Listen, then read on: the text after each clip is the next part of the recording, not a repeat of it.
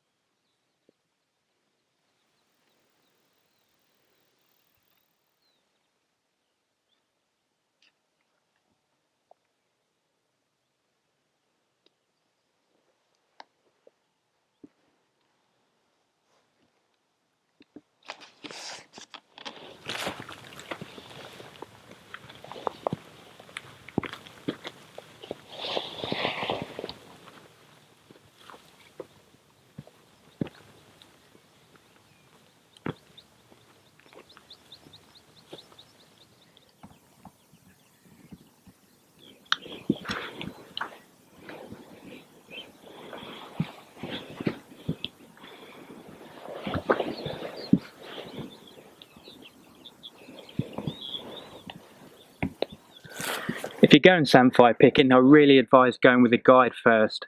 They'll know the different channels, they'll know the weather terrain, and they'll know how to safely do it. As you can see here today, it's really flat. So if the weather comes in, it poses a potential danger, especially if there are thunder and lightning storms.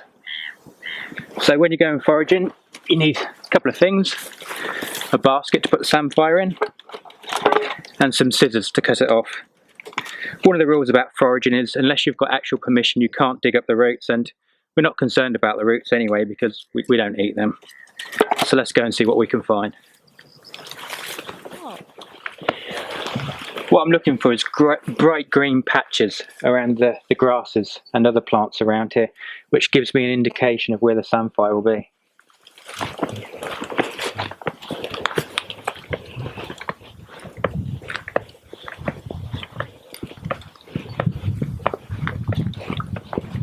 You're still filming, yeah? Come and have a look. Here's a really good indication of why it's good to have a guide, or at least know what you're doing on the marshes. There's someone's welly there. Can you get into there? Have a zoom. Yeah. Someone's lost their boot. So I'm just checking to see how soft it is here and if we can walk across. That seems fairly firm, and I'm stepping on all the high bits, the flat parts, so I can make it across. Just taking it easy. We need to go out a bit further. Okay.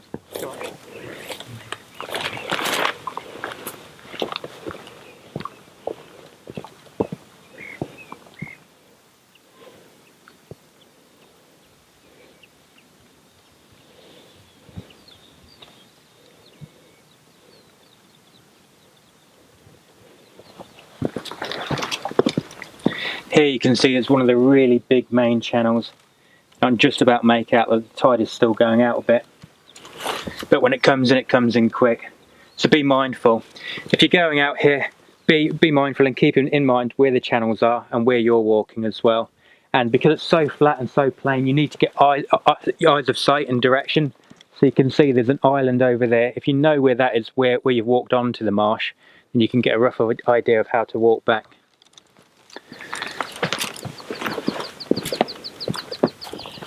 It simply doesn't get any flatter than that. It's the fens. If you're coming here as a group or even as an individual, it's really good to have a whistle for safety reasons, because there's lots and lots of small yet deep channels here. So if you come as a group, at least if you fall in, you can alert someone. So stay close as a group and don't go too far. There's a big deep channel there which is virtually hidden.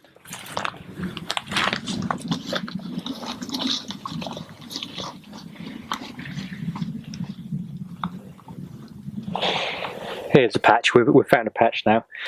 As you come further towards the sea, it seems that there's more and more, and it becomes more abundant. It's better to go further out towards the sea because it avoids the cows. The cows tend to congregate up the top there, and they do their business on there as well. So you don't want to be anywhere near that. You want to come further in and away from the livestock. So I'll get some out and I'll show you what it looks like.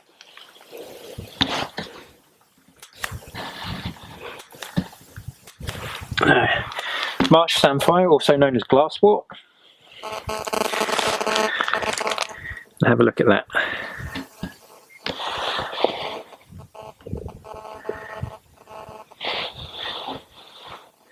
You can see it almost looks like cactus the way the spines come out the side there. Very, very bright green, kind of chunky, and it has sections running along it like that. And once you know what it looks like, then it's unmistakable in the future. Really, I mean, there's not really anything else here which looks similar to it. When you first go out onto here, you might think, oh, that's samphire. But if you carry on going a bit further, then you can't miss it. It grows in huge, huge patches.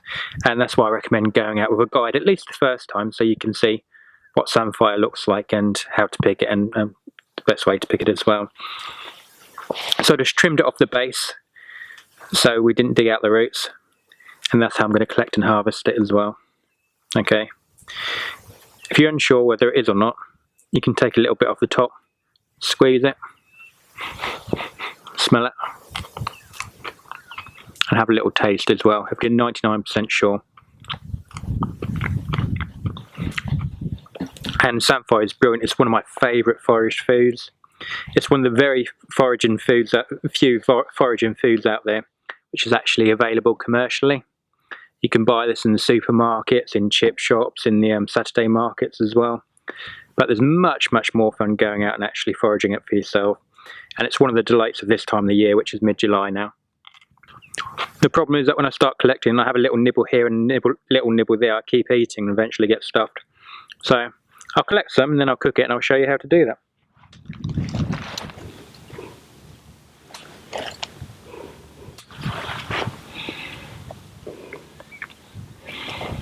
Okay.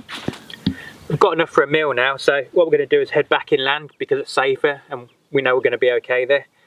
And then we'll cook it up.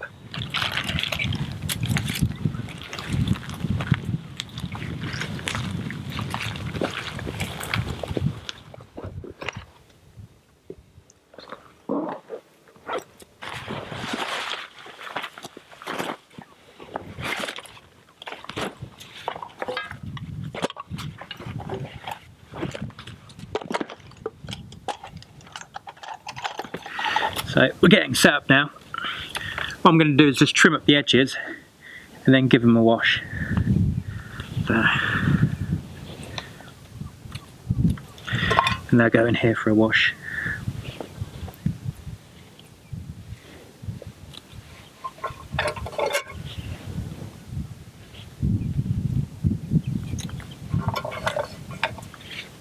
Okay.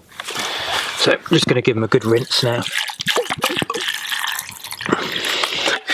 That'll get off any excess dirt or any bugs or things like that. Pop the lid back on.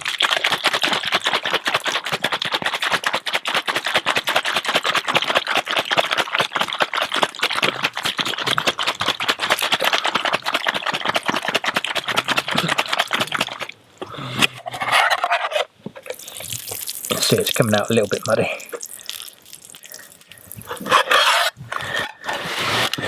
Give it another rinse. That should be enough. Then we're ready to cook. This is one of my favourite wild foods and I'm really looking forward to it. I look forward to this time of year. Really, really great wild food. It brings back memories of coming down here with friends and family and spending an evening picking loads and loads of samphire and sharing meals together. So, as you can see, it's clean now. Let's get ready to cook.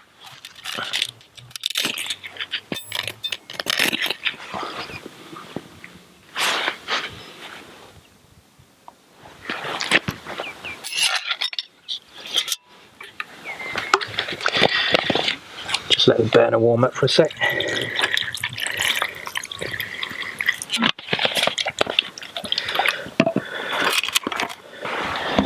Then we'll put these on to boil.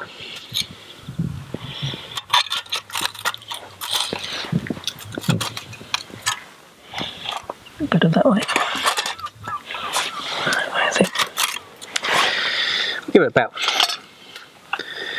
10 minutes to boil.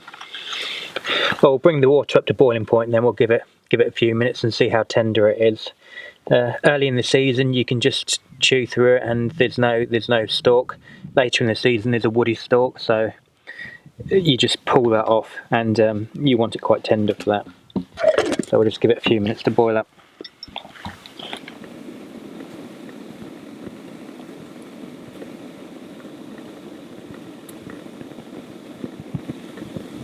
Let's have a look. Yeah, it's boiling away nicely now. So I'll just give it a couple of minutes.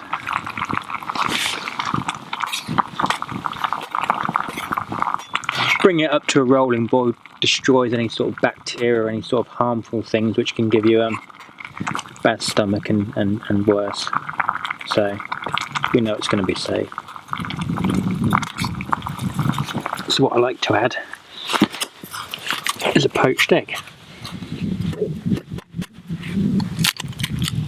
And I'll just poach it in with it.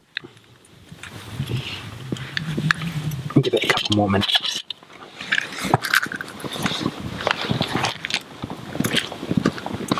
Looks about ready now. So it's a case of draining it off.